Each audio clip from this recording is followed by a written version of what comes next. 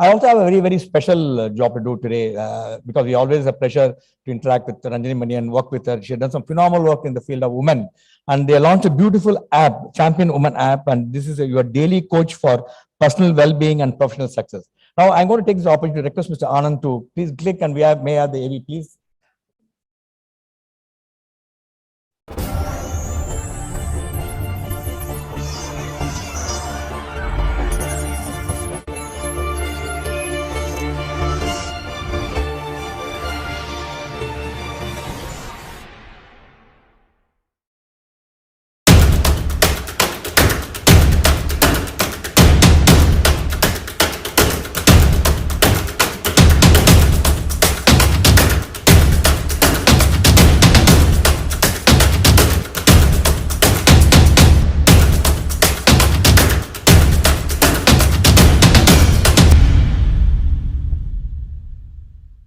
Welcome the very special power couple of chess, born in India, belonging to the world, Viswanathan Anand and Arun. Anand, thank you for launching the ChampionWoman app. I hope you had a chance to download it. Oh, yes. I think I've seen it on my phone. Actually, I wanted to take a picture, you know, like a selfie, because he was looking at the app on the phone. And I thought, imagine having Anand's phone keep the ChampionWoman app as a wallpaper. That would be just awesome. And I thought I saw that on your phone. But I hope you had a chance to also look at that. Aruna, would you like to say something? Yes, we did have a chance. It's on just the other way, I think. Yeah. Yes, we did have a chance to go through it. And what I found very interesting were these little nuggets of information. Because I think as women, we are going through the day multitasking all the time. So I think to have these 1 minute nuggets where what we call self-love and self-esteem, I think that's very important and it's really wonderful. Thank you, Aruna. You have lots of self-care, self-love, self-compassion. That's why you are Anand's wind behind the wings. Aruna, which is harder, to be Anand's manager or to be Anand's spouse? Definitely Anand's spouse. Because as a manager, you can have a 9-to-5 job. As a wife, it's a 24-hour occupation. So Correct. it brings its own set of challenges. Okay, we won't ask you about those challenges. But what I was asking Anand the other day, I was thinking, so chess is not like a body sport like cricket or hockey or whatever. Why do we need a women's chess championship separately, Anand? And why are there no women who have become world chess champions or even made it to the finals? Okay, so historically there's a huge gender gap in chess. You wouldn't expect it. There used to be a gender gap in chess when there was a gender gap at university. The university gap has closed, in fact, even slightly reversed, but the chess gap continues. And from time to time, these points come up. But for me, I don't know what's the next step forward because I don't know why that gap exists in the first place. I also tended to think that on average, women should compete at the same level as men and no issues. But at the very top of chess, in the top 100, there's just no women. Only Judith Polgar in the last 30-40 years has managed to be in the top 100. Okay. And she was exceptional because she got into the top 10 briefly and stayed in the top 20 for a long time. But there's this big gap. So I actually support having separate women's championships because sometimes you need stepping stones. And, you need to do two things before you can do the third, sort of. And if women can aspire for big titles, first amongst themselves, then they grow in confidence and they can then come to the... So in chess, actually, we don't have a men's championship. Oh. We have what is called the Open Championship and the Women's Championship. Okay. So the women can compete here and not the other direction. And hopefully, the secret to the question I posed earlier is the difference in participation. So simply the difference in participation is reflecting as a... There are other arguments. I mean, 20 years ago, there was or let's say 40 years ago, there was a big gap between Indians and Russians, but you never thought, okay, Indians will not make it in chess. Yeah. So of course, now the expectation is that at some point, women will close the gap. And it's happening. But like I said, you can't ignore the evidence. At the very top, there is still that. So it'll be a huge step forward if some woman cracks that now. That will be Because then it great. will So that inspire has a to lot be, of women to take to the game. that will have to be a Shero's woman, Sairi. We'll have to get one of your 24 million women to become brilliant at chess, come to MMA Chennai, be trained by Anand in some tips, and then she has to get to the world level. I totally endorse that. And I think hopefully this 24 will become 100. And I think all women are Shero's women and they can all take charge in whichever direction they choose to, chess being one of them for sure. So actually this 24 million is only a number. I don't quite know how many zeros there are in it. But tell me the story. How did you get to that level of engaging a platform of so many women with sort of a Facebook for women? So first very slow and then very all of a sudden. But let me quickly walk you through a little bit of where it all started. I think so I went to JNU, which is a humanities university. Don't come from STEM, but the funnest thing that happened in my own career was I got to build a company when I was still in college, and we built a tech startup. And lucky enough, beginner's luck, it got sold.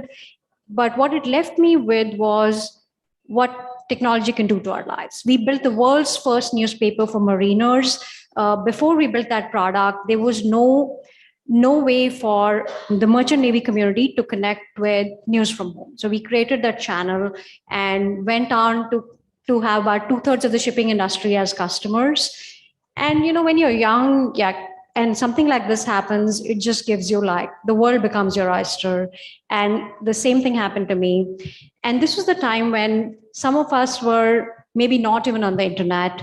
I remember catching hold of a computer science student, sneaking into the computer science lab and asking him, can you help me make my email ID? And that was a big milestone 20 years ago. But I clearly knew this is a wave. It's only going to grow. Internet's going to take over our lives. Technology is going to take over our lives. And here we are in the third wave of technology revolution. And here we are sitting thinking about Web3 and crypto and the next things. But 2 + 2 things happen. I come from a very small town, and privileges are very rare for women, and the barriers are very, very different, right? From when you will get married to what you will study to all of that. So on one side, I saw this. On the other side, I saw, the Silicon Valley phenomena. And I was like, we got to do something with both these things. And when I started, there were barely 10 million women online in India. Today, there are 300 million women online. And we've seen it literally play out in front of us. We didn't know so many women were going to come online, but India has produced amazing women-only communities. We saw microfinance play out. We saw Amul play out. We're the country that produced Asha workers and Anganwadi workers. So women have self-organized in cohorts to grow and to create a support network for themselves. We just took it digital. So we created this giant safe space. You can come here to just hang out. You can come here for help. You can look for work. You can set up a digital storefront, and now you can take loans. So we wanted to really build that safe space where your own aspiration can become center stage. And I think it was a good sort of hook for a lot of women because that space doesn't exist. That's wonderful. So you're saying you give small credit loans to entrepreneur women? Yes. So for our listeners here who might want to be entrepreneurs, but also online, we have thousands of women listening online. Absolutely. So if there's something you'd like to share, how do they? Absolutely. So one, we're a digital company. We don't even have an office, and our employees sit in every part of the world. While we serve 24 million women across this country, there's the Mahila Money app, which is, you can call it a digital bank for women, a neobank for women. If you're somebody who wants money to take your next step, it could be education, it could be learning something. It could be as simple as, hey, if I had a vehicle, I would be more productive, or a laptop, or buying equipment for your parlor or your boutique, or whatever is your pursuit in life. If you need money to enable that, we bring 100% digital loans, no collateral. We do the underwriting here. And no family required. So one of the hard problems we learned was every time a woman goes to the bank, they will say, bring your husband, or tell us, or it's a joint bank account. So one of the promises we make is, this loan is on you. We are trusting you and we're backing you, and we'll continue to do so. And what it does is it reaches women in all parts of the country, and it's democratizing access. Access to capital is one of the biggest growth engines anywhere in the world. Any place you put capital, changes happen. So we're putting it in hands of women. That's fabulous. You don't have to bring your husband. You don't have to write your father's name. Exactly. What would you say are the 3 tips women need to balance professional life and personal life? Because it's all about relationships. It's about multitasking. What would you say has been your 3 tips? So my favorite sort of line is, you can have it all, just not at the same time. And I think life is like driving a car, right? You go in gears. So there will be a point in life where your career needs to be in 5th gear. And there will be a point in life where you can say, I'm going to take a step back and I'm going to sort of idle a little bit. And I think that's all right. The other view that I want to just share with anyone, and I think, of course, Anand's a living example of that, and you guys have cracked it, is taking a long-term view of things. I think careers are marathons, and we got to stay sane for a very long time. We've got to show up every day. So do whatever works for you. Some people are morning people, some people are night people, some people are couch potatoes, and some people are runners. Whatever you are, you have to do what works for you. And if you're happy with yourself, chances are you're going to compound that over a period of time. And lastly, I would say keep learning, because we're in this amazing world that changes every day. There's so much to learn, and learning got easier. The barriers just went down. You can talk to the smartest people on the planet right by going online. And I think those barriers have gone away. So learn, I think, constantly. The best performers are learners, right? We know this. We need jobs for everyone. The only way to create a lot of jobs is to have a lot more entrepreneurial activity and a lot more women participating in it. Today, India has about 25 to 30 million small entrepreneurs who are women, women who run maybe a small business that employs 5 people, or maybe a tailoring boutique, or a services business. Estimates say this number will become 130 million women in about 5 years, because thanks to penetration of mobile phones and payments and everything, I think we're on track. That's fantastic. Really, a tech company with a good heart. I love that. That's why we partner with Shiro's. We're very proud to be part of your journey. Anything that happens today depends on what happened yesterday, because I don't think we have the time to look beyond the yesterday. Yesterday, my husband was going through his cupboard and he wanted his earlier passports, because he, finally he's going to be called Maniratnam officially. Till now, only in films he was Maniratnam, so he's changed his name in the passport also.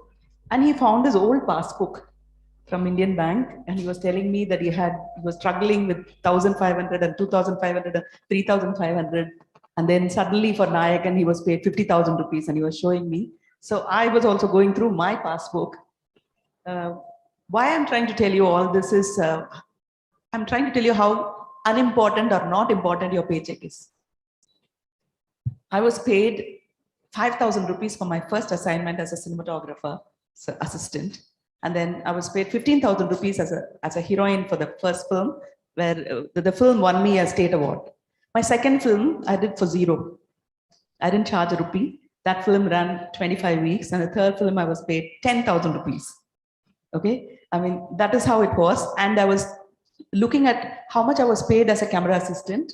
I was paid 5,000 rupees for my first film and nothing for the next 12 films.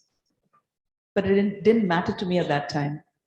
And I think that is how I wanted to start.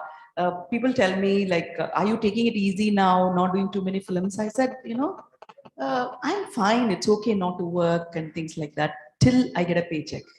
Then I realize how much I missed it. So all of us are struggling between trying to do what we want to do and also this enthusiasm and excitement about the paycheck.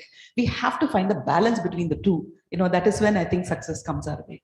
So I think spontaneity comes with courage. It comes with knowing your worth. And even if you don't know it, if someone, just one person believes in you, probably that is more than enough. So for me, to answer that, spontaneity is something that should be part of everybody, and something that when you probably, you can always take back your answer. I feel you will never get that moment to say it for the first time. So I think it's a little contradictory to what you said, but I think if you say it first, and if you still don't believe that you can do it, you can always come back and say no, but take that first step boldly. Yeah, so to me, spontaneity, I think I landed last night and I did the wall. so for the artist, I think it's been more than 10 years I'm doing wall murals across India, and I'm a graphic designer as well. So I do digital wall murals also to other countries, in other countries as well. But yeah, spontaneity is me. I mean, when I did my first stroke 10 years back in an IT company where they'd given me a brief, and this is a brief and this is what you have to do. This is a 40 feet wall. And my first stroke went zzz, like that. And then everyone was like, what is she going to do? And I thought, I showed them few sketches and I told them, this is the sketches that you are seeing, but there's something in my mind which is spontaneous.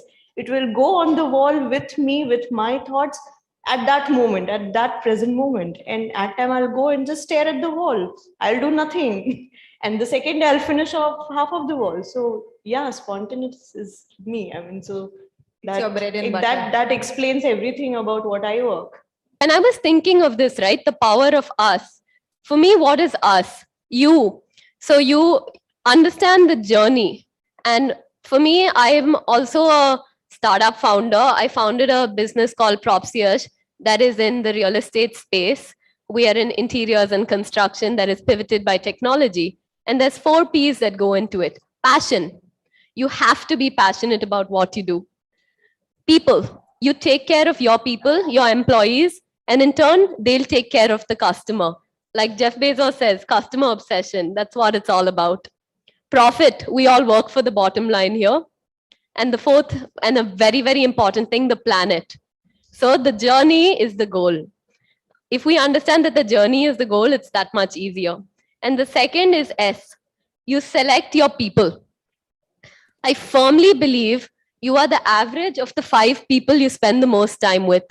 So if you want to be better, you surround yourself with better people. You want to be smarter, you surround yourself with smarter people. And that's why today I have like 2-3 super smart people who are going to hopefully make me better by the end of this session.